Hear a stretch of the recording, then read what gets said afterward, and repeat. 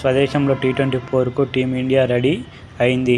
England సిరీస్కు అంతా సిద్ధం అయింది. 5 మ్యాచ్ల సిరీస్లో భాగంగా ఈరోజు భారత్, ఇంగ్లాండ్ మధ్య కోల్కతాలోని ఈడెన్ గార్డెన్స్లో మొదటి మ్యాచ్ జరగనుంది. ఇప్పటికే ఇరు జట్లు ప్రాక్టీస్ కూడా చేశాయి. అలాగే భారత్, ఇంగ్లాండ్ మధ్య 24 టీ20 మ్యాచ్లు జరగగా అందులో 13 మ్యాచ్లు భారత్, 11 మ్యాచ్లు ఇంగ్లాండ్ గెలిచింది. ఇందులో భారత్దే పైచేయి. ఇరు జట్లు తలపడిన చివరి 5 మ్యాచ్ల్లో టీమిండియా 3 గెలవగా ఇంగ్లాండ్ 2 గెలిచింది. ఇక ఈడెన్ గార్డెన్స్లో పిచ్ పరిస్థితి గురించి తెలుసుకుందాం. పిచ్పై బౌన్స్ ఎక్కువగా ఉంటుంది. బ్యాటర్లకు ఇది ఎక్కువ సహకరిస్తుంది. అలాగే బౌండరీలు చిన్నగా ఉంటాయి.